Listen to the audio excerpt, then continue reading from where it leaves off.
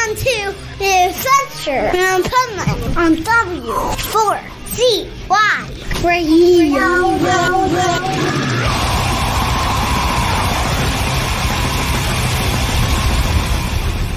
Wake up, America! It's time for the Adventures of Pipeman on W4CY.com, West Palm Beach's #1 internet radio station. Here's your host, the Pipeman.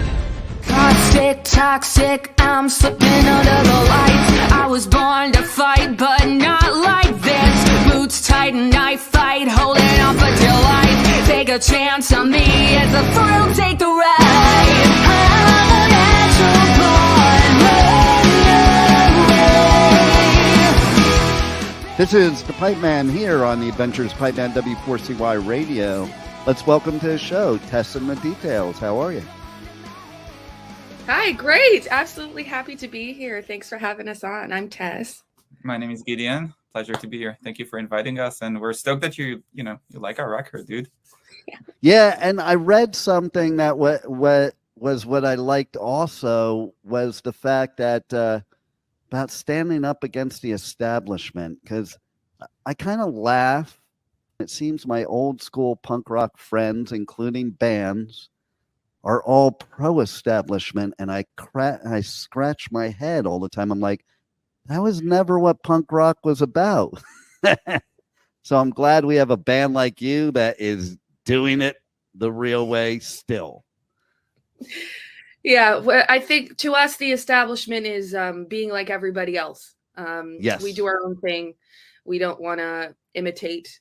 We like to take, influence from the best parts of the things that we love and then spin it up to make something new. And just being yourself and staying true to what you truly love and not reneging on that for any reason is kind of where we're coming from, I think. So tell us, both of you, like, there must have been some point in life where you're like, yes, this is what I need to do. There's nothing else I'm going to do. I'm just going to do this. Is there a point that you can remember that bell went off in your head?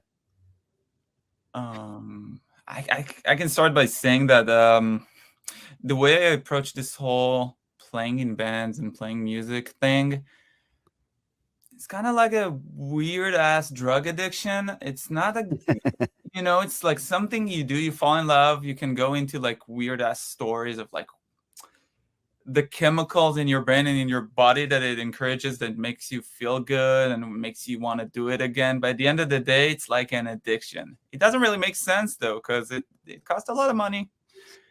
You lift a lot of heavy shit. You need to make a lot of sacrifices. You need to work really hard.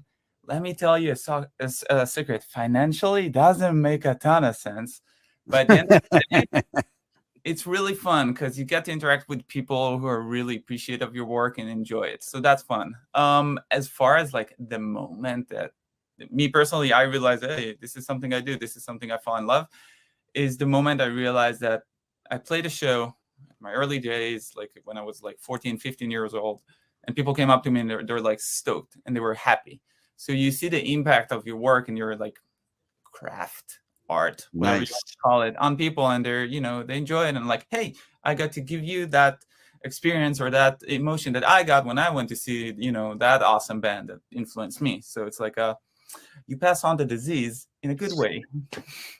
I love it. And you made a good point about the money thing, because I say all the time, if you're in, especially now, even more so than before, if you're in this business because you're looking to make money or become some famous rich rock star, you're on the wrong boat. You better love what you do and have a passion for it, because that's the benefit.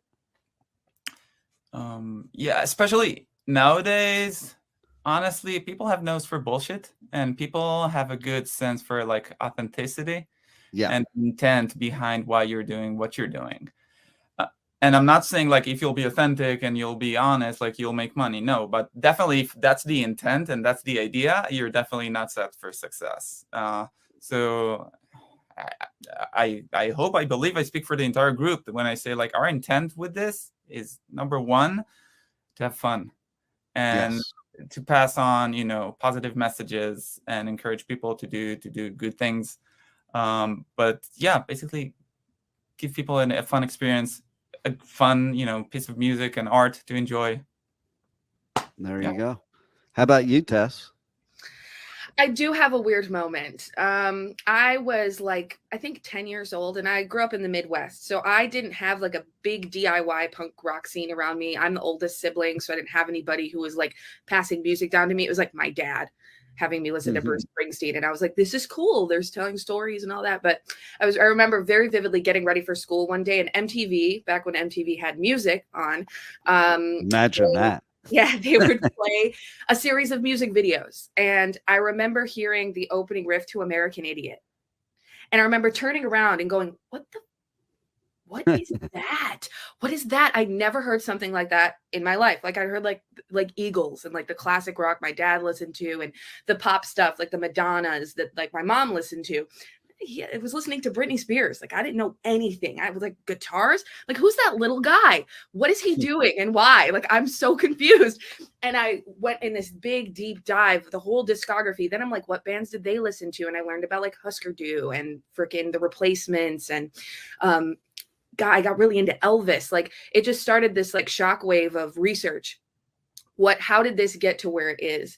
And that's kind of how I fell in love with punk rock and DIY and how bands did things and how bands treated people. And I think the big impact that punk had on me, like then when I got into like the scene in Cleveland and like started meeting people in real bands and like being an underage teenage girl playing in these like rock clubs with these bands that like we had no business playing with, but everyone just treated each other with respect. And when you're finished with the show, you go to the merch stand and you shake people's hands and you hang out and you talk and you nerd out about music. And I think that was the big impact on me, like the connection between listener and band. There's no wall. And that's kind of what that taught me is like, yeah, this band's bigger than life, but they're still bringing a kid on stage to play guitar with them.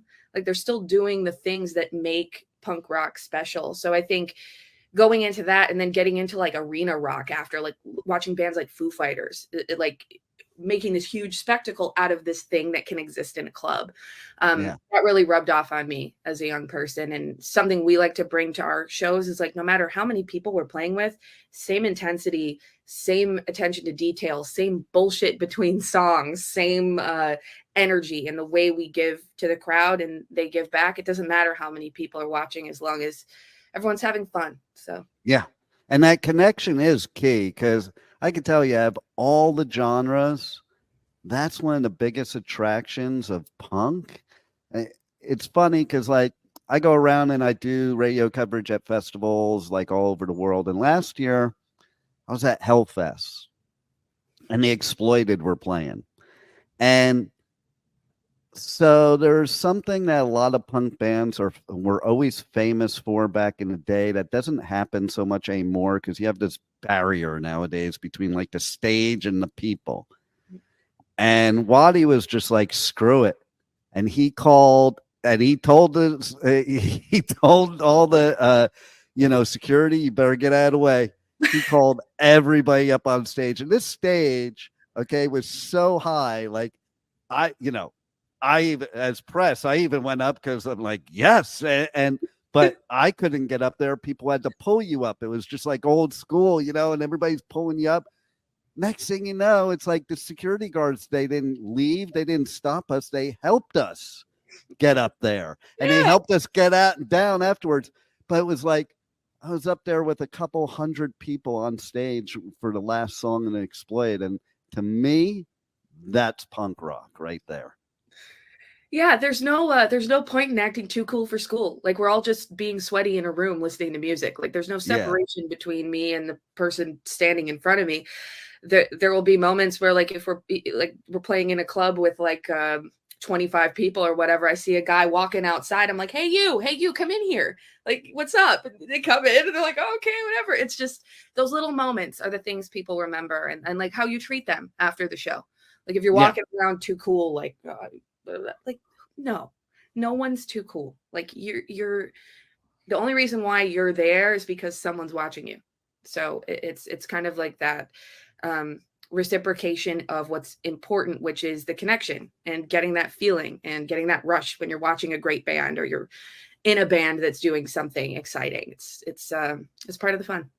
I love the attitude there too, because you're giving a positive spin to punk rock. Because I come from the days of the Gatekeepers, and I was a long hair metalhead that loved punk rock, and I couldn't go. Like, going to Exploited is like a bucket list for me, because I wasn't allowed to go to see them or GBH or Discharge or any of those bands when I was a teenager, because I had long hair, and it was like, oh. But you know what? It was stupid.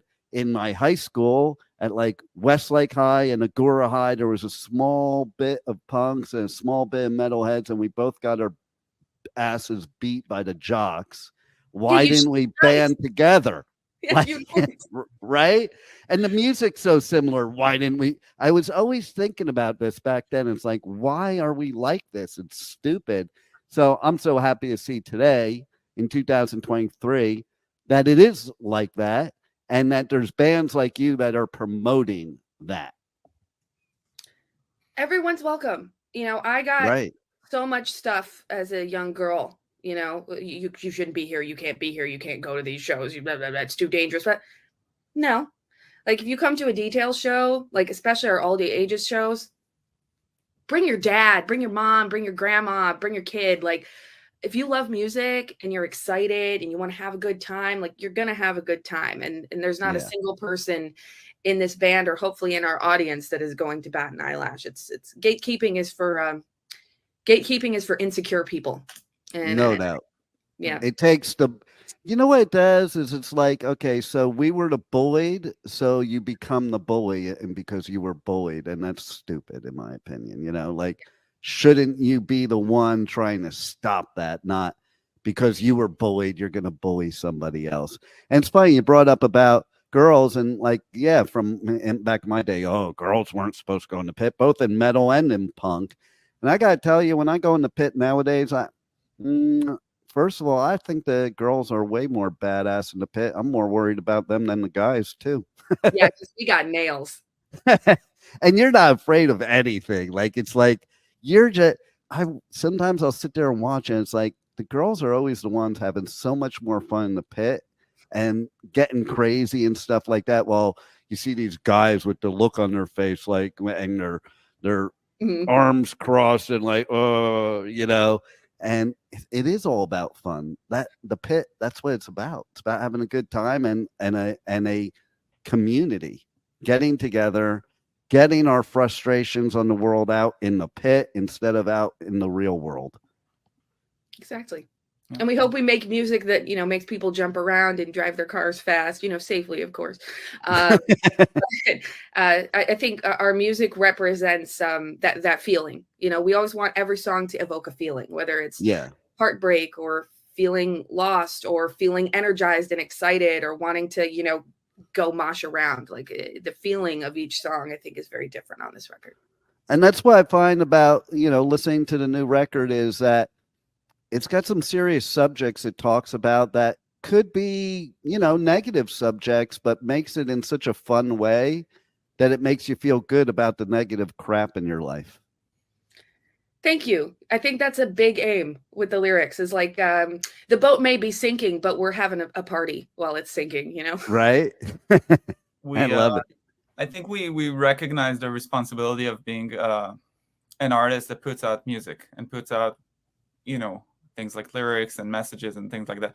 We're very calculated with how we talk about serious subjects and how we present these kind of matters. And it comes off as like when we choose the lyrics on the record, but even when we're on stage, we always think about how we're talking to the crowd. Like we have kids in our shows, we have underage people. Like we try to, hold back on F-bombs. We try to hold back on we don't take ourselves too seriously, but we also don't try to take it to the extreme and, make lame jokes or like stuff that could be translated or come off in a bad way that people will get the wrong message and follow up on that. We try to give people like inspired to do positive things, start a band, pursue music or their own art to pass on their message, things like that. Love it. And you guys are having a record release party coming up in December. Let's talk about that. Yes, Bottom of the Hill, San Francisco, California on December 15th. The Details will be playing, lots of Runaway and some other things. And we're so excited. Bottom of the Hill is another one of those places. It's all ages.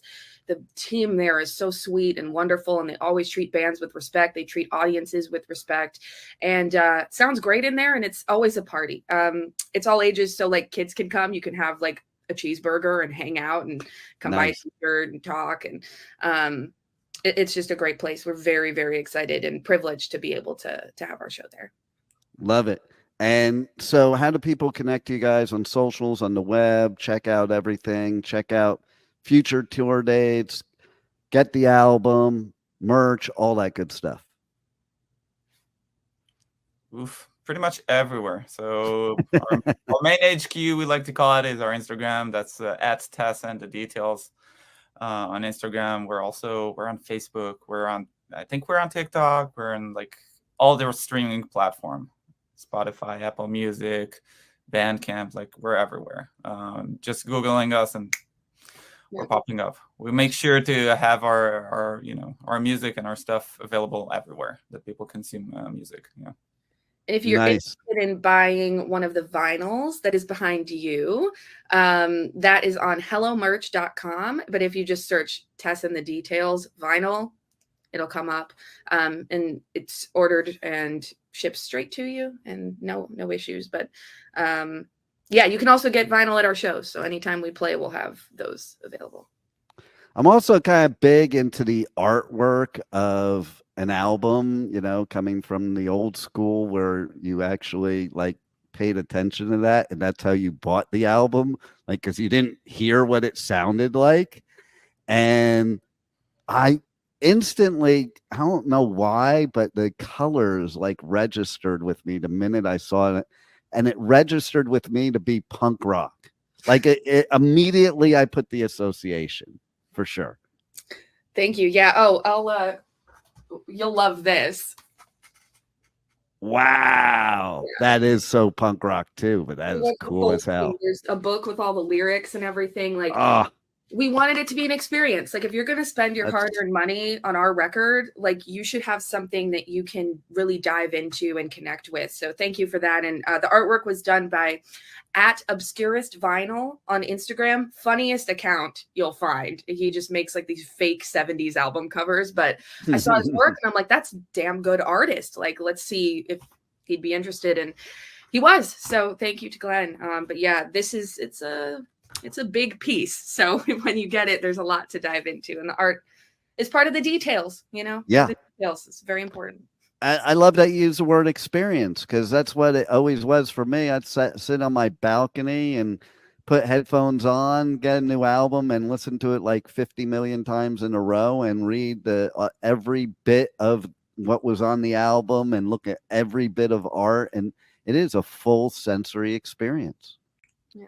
Thank you. That is supported by so the label that we're working with, Double Helix. They're amazing people, and they're basically aligned with exactly what you said. They wanted, when we started talking about putting out the vinyl, so they had big plans. They wanted to give like top quality product. They want, if people are gonna pay for it, they should get their money like worth. So they really supported us with our vision, aligned with us and what we're looking to deliver. They didn't cut corner. They weren't trying to cut costs or anything. They went to like a premium factory to get those printed. Everything went through like crazy quality assurance. And we made sure that we hit a home run with this thing. I just noticed too, like I didn't even do this on purpose, but I noticed that my Flash shirt matches your album. It's spreading. The Details color scheme is spreading. Yeah. Right. On stage, it's like Gideon's drums are like the color of my hair and my guitar is gold. Like we don't want to be a band that looks like they're there by accident. Yeah. We're there on purpose every time. So now we need to have like a tour where the Police get together and you guys go on tour with them, and then you guys sing together both your Canary song and their Canary in a Coal Mine. And you both sing it together. Yeah, Sting, if you're out there, give me a call, brother. I'm here. I'm ready. I saw them in 1982 in LA. Oingo Boingo opened up for them. Also, Oingo Boingo played in my gymnasium at Westlake High when I was in 9th grade. Who knew Danny Elfman would be who he is today? Like, Wild, Mr. Orchestra. That's I wild. know, right? It is wild to me, and so many people don't even know either. They don't know, like, he's Batman, he's The Simpsons, like at every like major movie we would love or show, there he is. Who would figure? And playing in my gymnasium. It all started like with the Oingo Boingo. Yeah. I know, right? So there you go. And do you guys have any final words you want to leave the listeners with that we haven't touched on already? I would say thank you to everyone who has listened to the album so far. We're really excited. It just came out a day ago, so I'm still a nervous Nelly if people like it or not. But if you do like it, don't hesitate to, like, if you post a video or if you like lip sync to it on TikTok, tag me. I'm gonna repost it and spread it to the world. Like, this is our baby. We're so happy that it's out and just thankful that people like you and anybody out there is listening. So yeah, and if you're in the San Francisco Bay Area, or even if you're not, come have a vacation. Come see us play at Bottom of the Hill. It's gonna be really, really fun. Nice. Gideon, any final words?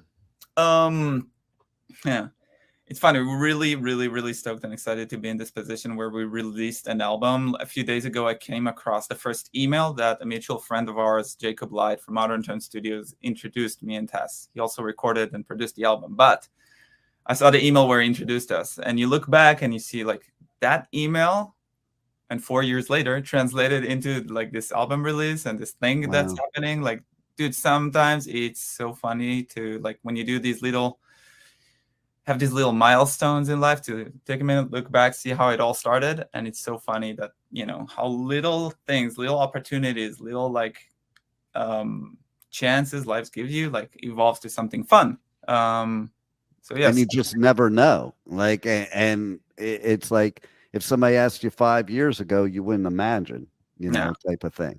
No. And that's the point. And I think that's the message to give everybody is, like, just because you can't see the vision doesn't mean it's not there. No. Be yourself. Yeah. 100%. Yeah. Be yourself and good things will follow, I think. And finding good people that you trust and you love to work with is probably the most important part of being in a band, and the most fun part, because even waiting around and loading in can be fun if you love the people you're working with. So exactly. Okay, well, you guys rock, and thanks for being on the Adventures of Pipeman. Thank you so much. We're happy to be here. Thank you for listening to the Adventures of Pipeman on W4CY Radio.